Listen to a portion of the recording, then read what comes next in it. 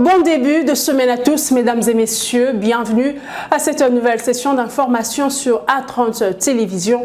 D'abord les titres.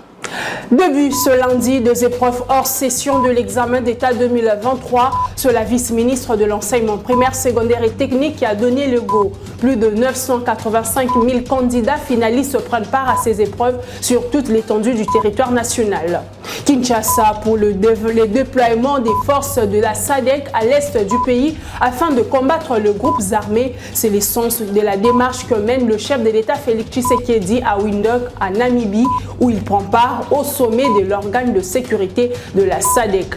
30 milliards de dollars américains, c'est l'estimation du montant qu'a perdu en 20 ans la République démocratique du Congo suite à l'exploitation illicite des minéraux. La ministre des Mines a sonné le tocsin contre ce mauvaise pratique pour que le pays bénéficie davantage de ses ressources naturelles. Voilà tout pour le titre. Place au développement. Bonsoir. Le drapeau de la République démocratique du Congo en berne ce lundi, journée de deuil national en mémoire de victimes des inondations des Kaélé dans la province du Sud Kivu. C'est le gouvernement qui a pris la décision lors du Conseil des ministres qu'a présidé le chef de l'État Félix Tshisekedi. Les bilans fait état des centaines de morts et des disparus. Les détails sur l'état des lieux de cette catastrophe naturelle avec notre correspondant au Sud Kivu, Joseph Mouema. Déjà 4 jours après la catastrophe naturelle qui a secoué le territoire décalé au Sud Kivu avec le débordement des eaux des rivières Nyamukoubi et Bouchouchou, jusque-là, aucun bilan officiel n'est livré par les autorités provinciales. Le nombre de morts continue à s'ajouter. Dimanche 7 mai 2023, dans la soirée, la société civile décalée a adressé un bilan de 319 morts et plus de 4393 disparus. Le samedi 6 mai 2023, les autorités ont procédé à l'enterrement de premiers corps, dont des fosses communes, et d'autres corps ont été récupérés par les familles qui ont procédé eux-mêmes à l'inhumation. Le même jour, donc le samedi, une image de corps enterré dans une fosse commune est devenue virale sur la toile. Le prix Nobel de la paix, le docteur Denis Mukwege, qui a réagi sur son compte Twitter, a parlé d'un manque de respect aux défunts et à leurs familles. Le gouvernement provincial, à travers un communiqué signé par son porte-parole, a précisé que le corps était déjà en décomposition et qu'il fallait les enterrer en toute urgence. À noter que l'aide du gouvernement provincial est arrivé le samedi à 6 mai 2023 au lieu du drame. Elle était composée de vivres et non-vivres ainsi que de médicaments. Signalons que la délégation du gouvernement central est arrivée le dimanche 7 mai 2023 à Bukavu via l'aéroport de Kavumu. Cette dernière est conduite par le deuxième vice-président de l'Assemblée nationale, Vital Mouini, qui est accompagné par le ministre des Affaires sociales et Actions humanitaires, Modeste Mutinga, ministre du Développement durable, François Roubota, et la ministre d'Emploi, Travail et Prévoyance sociale, Claudine Ndoussi. Les deux derniers ainsi que les premiers sont tous natifs de la province du Sud Kivu. Je le disais dans les titres, le chef de l'État Félix Tshisekedi Tshilombo prend part au sommet de l'organe de sécurité de la SADC, sommet ouvert ce lundi à Windhoek en Namibie, qui planche également sur la situation sécuritaire à l'est de la République démocratique du Congo. Sur la table, la question du déploiement de forces de la SADC pour appuyer les efforts de l'armée congolaise dans la lutte contre l'insécurité à l'Est. Le chef de l'État, Félix Tshisekedi, est ainsi dans une mission de persuasion de ses pairs de la SADC après les résultats jugés minimes des troupes de l'EAC. Les résolutions de ces sommets attendues dans les prochaines heures. Lancement dissertation, les élèves finalistes dans le grand bain de l'examen d'État édition 2023 avec les débuts ce lundi des épreuves hors session. Plus de 985 000 candidats finalistes répartis dans 2827 centres prennent part aux épreuves dans toutes les provinces du pays. À Kinshasa, c'est la vice-ministre de l'enseignement primaire, secondaire et technique qui a donné le go de l'examen d'État depuis le complexe scolaire Marie Immaculée dans la commune de Lancélé. Reportage. C'est les complexes scolaires Immaculée situé dans la province éducationnelle du Plateau, dans la commune de Lancélé, qui a été choisi cette année pour le lancement officiel des épreuves hors session de l'examen d'État 2023. Au total, 985 495 finalistes répartis dans 2827 centres sur toute l'étendue de la République ont été inscrits à cette année. En première ligne pour donner les go des épreuves, la vice-ministre de l'EPST, Aminata Namassia, accompagnée des autres officiels du secteur de l'enseignement. Occasion pour la vice-ministre de l'EPST d'exhorter le candidat finaliste à une meilleure application et à bannir les antivalaires. Les épreuves hors session doivent être comprises comme une évaluation des connaissances et des compétences acquises par tous les apprenants depuis les cycles préscolaires jusqu'à la fin du cycle secondaire. Je souhaite que les résultats qui en découleront reflètent le niveau réel atteint par chaque candidat. Comme en 2022, je tiens à rappeler que la République démocratique du Congo d'aujourd'hui et de demain, que nous voulons fort et prospère et fondée sur des valeurs de paix, de justice et de travail, d'intégrité et de probité. Je vous invite à ne pas céder aux démons de la fraude, de la tricherie et de la collaboration qui avilissent la réussite et jettent le discrédit sur l'examen d'État et sur le jury national des cycles professionnels. Pour le début des épreuves hors session, les élèves ont été soumis à la dissertation. La vice-ministre Aminata Namassia a également remis des items à certains candidats tout en leur souhaitant bonne chance. Dans le rue de Kinshasa, des élèves finalistes satisfaits du déroulement de la dissertation. Bon nombre d'entre eux se sont montrés enthousiastes pour la suite des épreuves. Ils se sont exprimés au micro de Meshak Wabeno et Paul Mwinda. Il est 10 heures sous les soleils accablants de Kinshasa quand les premiers élèves finalistes, visiblement tout joyeux, quittent les centres. Nous sommes devant les collèges Saint-Joseph à Kinshasa, dans la commune de Lagombe. Stressés avant le début de la dissertation, ces candidats font état de leur sensation. Ça ne manque jamais. Une personne ne peut pas vraiment participer dans une compétition pareille et puis ne pas avoir la paire. Ça a été. J'ai pris le sujet numéro 2. J'ai parlé de sport et puis on m'a posé une question sur est-ce que c'est possible qu'une femme participe au sport comme le football. J'ai répondu c'était oui. Ça s'est plutôt bien passé, les sujets étaient tous abordables, donc le choix était facile. J'ai choisi le sujet numéro 4 qui parlait de faire le bien. C'est un peu comme si on préparait notre avenir. Faire le bien, c'est comme si on mettait à l'abri aussi nos enfants, faire le bien. Comme la demoiselle vient de dire, on a pris l'introduction, il y a le développement et la conclusion, donc ça s'est vraiment très bien passé. Bon, c'était pas difficile, mais quand même. C'était pas difficile, mais on a fait ce qu'on pouvait en fait. Au regard des efforts fournis, les élèves finalistes croient en leur chance d'obtenir leur diplôme d'État cette année. Parce que j'ai bien fait ma dissertation, j'ai respecté tous les points. Je l'espère parce que c'est pas seulement l'intelligence aussi avec le diplôme, c'est beaucoup d'autres étapes dans Dieu aussi. Après la dissertation, suivra notamment les épreuves des français orales et le jury pratique. Dans le même chapitre, les finalistes des zones occupées par les rebelles M23 passent leurs épreuves en toute quiétude. Ils ont été déplacés dans d'autres sites sécurisés, notamment à Kanyaru-Chinya, affirmation du vice-gouverneur policier de la province du Nord Kivu qui a lancé les préliminaires de l'examen d'État. On l'écoute. On a délocalisé tout le monde, nous l'avons dit, pour ce qui concerne Rutshuru et notamment le Niragongo. Tout le monde se retrouvait ici à Kanyaru-Chinya et à le Bushagara. Et là, nous sommes à 776 candidats. Tandis que tous ceux du côté de Masisi, Kichanga, Mushake, nous les avons réunis au niveau de Sake.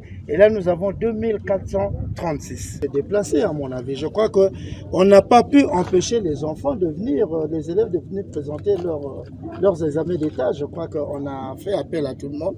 Et de l'autre côté, quoi que ce soit l'ennemi, je crois qu'ils ont permis. Parce que, d'une certaine manière, la communauté internationale agit également par le CICR, par d'autres organismes, pour permettre que notamment les examens d'État et les écoles puissent fonctionner.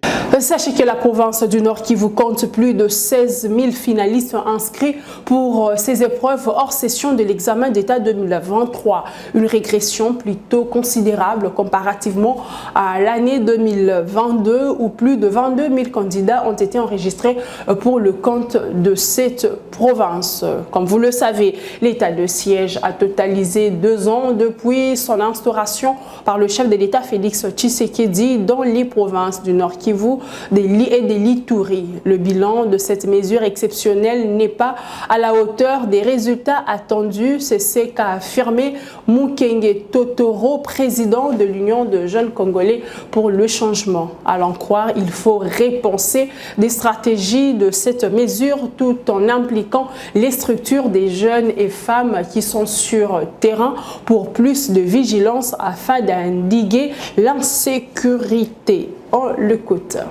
Et aujourd'hui, 2 ans après, vous avez le résultat. On peut, sans pour autant aller par 4 chemins, dire que non, ça n'a pas atteint les objectifs. Puisque quels étaient les objectifs? Les objectifs, c'était d'abord de pouvoir mettre fin à ces groupes armés, de pouvoir restaurer la sécurité, mais aussi de ramener la confiance à la population. Vous savez que cette insécurité a de l'impact négatif même sur le plan de l'économie. Les gens ne vont plus au champ, les gens ne vont plus faire leur business, les trajets routiers sont fermés puisque les groupes armés sont là-bas. Et jusqu'à présent, c'est encore... Et les tueries, vous vous imaginez que les tueries continuent. Donc nous pensons qu'il faudrait revoir, qu'il faudrait réellement repenser cet état de siège.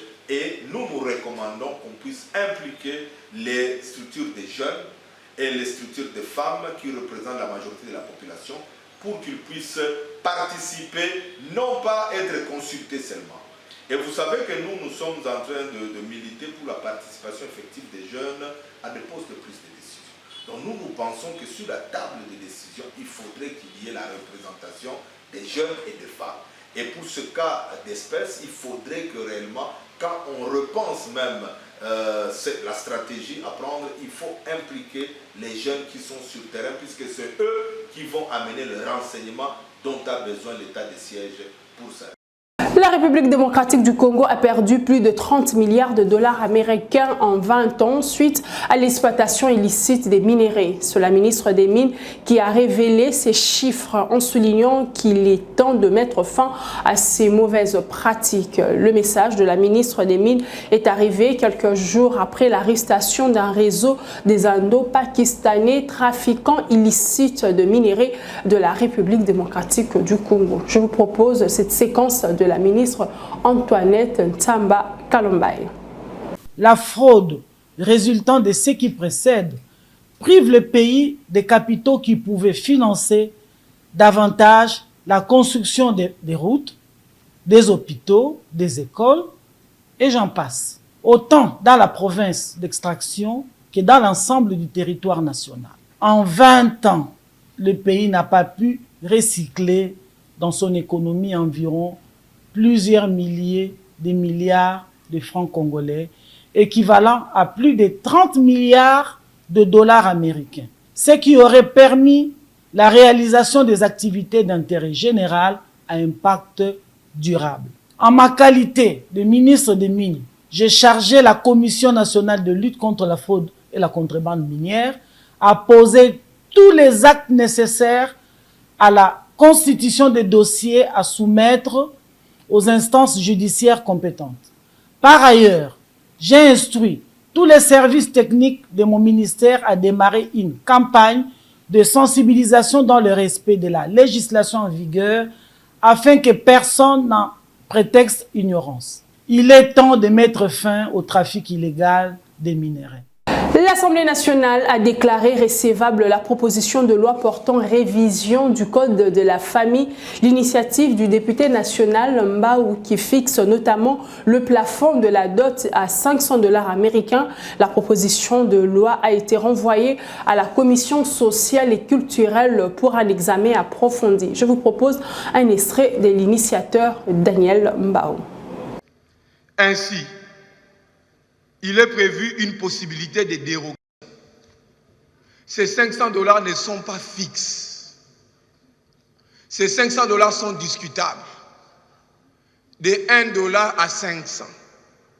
Moi, par exemple, ma mère, on l'a épousée avec 50 $.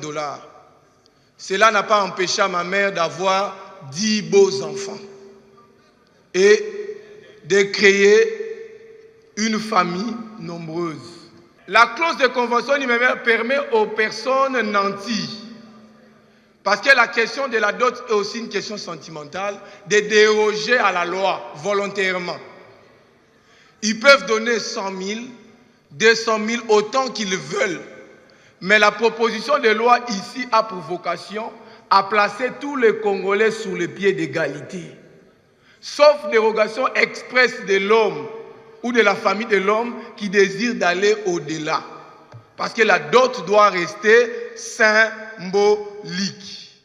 Dans la province du Kasaï oriental, le gouvernorat rejette les allégations portées en son encontre par l'IGF qui accuse l'administration Mathias Kabeya d'avoir dépensé de manière frauduleuse plusieurs millions de francs congolais. Dans une mise au point rendue publique dimanche, la province donne la chronologie des faits et déclare son étonnement des institutions dommageables contenues dans le communiqué de l'inspection générale des finances. Suivez l'extrait de cette mise au point lu par le porte-parole du gouverneur de la province du Kasaï oriental.